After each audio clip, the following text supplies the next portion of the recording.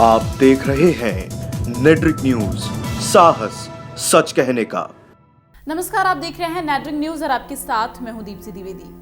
समता party के संस्थापक और देश के पूर्व रक्षा मंत्री जॉर्ज फर्नांडिस का मंगलवार सुबह 7 बजे निधन हो गया। आपको बता दें कि पिछले कुछ दिनों से वो स्वाइन फ्लू से पीड़ित थे और पिछले काफी समय से वो बीमार चल रहे थे, जिसकी वजह से वो सार्वजनिक जीवन से दूर थे। 88 वर्ष के जॉर्ज फर्नांडिस ने राजधानी दिल्ली में अंतिम सांस ली। ये दुखद खबर सुनने के बाद प्रधानमंत्री नरेंद्र मोदी ने जॉर्ज फर्नांडिस के निधन पर शोक व्यक्त किया। साथ ही उन्होंने ट्वीट कर लिखा कि जॉर्ज साहब ने भारत के बेस्ट राजनीतिक लीडरशिप की अगुवाई की। उनका योगदान काफी अहम रहा है।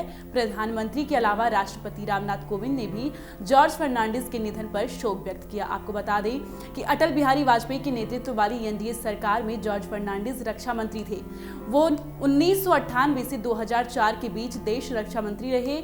2004 में ताबूत घोटाला सामने आने के बाद उन्होंने इस्तीफा दे दिया था, जिसके बाद 2 अलग अलग कमीशन ऑफ इंक्वायरी में उन्हें दोष मुक्त करा दिया था। राज्यसभा सांसद के तौर पर संसद में उनका आखिरी कार्यकाल अगस्त 2009 से जुलाई 2010 तक का था। 3 जून 1930 को जन्मे जॉर्ज फर्नांडिस 10 भाषाओं के जानकार थे।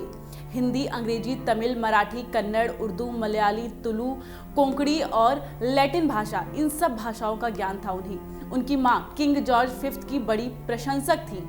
उन्हीं के नाम पर अपने 6 बच्चों में से सबसे बड़े बेटे का नाम उन्होंने जॉर्ज रखा था। 3 जून 1930 को मैंगलोर में पैदा हुए जॉर्ज फर्नांडिस 9 बार लोकसभा के सांसद रहे। अपने संसदीय जीवन में वो संसद की कई कमेटियों का हिस्सा रहे, सरकार में कई पदों पर भी रहे।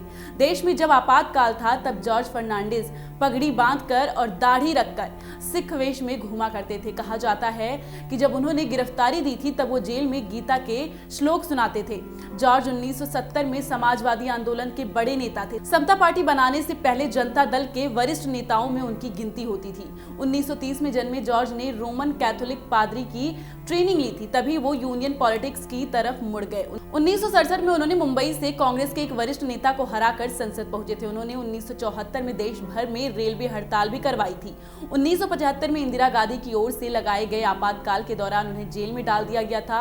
1977 में उन्होंने जेल से ही चुनाव लड़ा था, जिसके बाद उन्हें बिहार और मुजफ्फरपुर से भारी मतों से जीत हासिल हुई थी। जॉर्ज फर्नांडिस आपातकाल के हीरो बन गए थे और जब 1977 में मोरारजी देसाई के नेतृत्व में जनता पार्टी की सरकार बनी तो उन्हें मंत्री बना दिया गया था।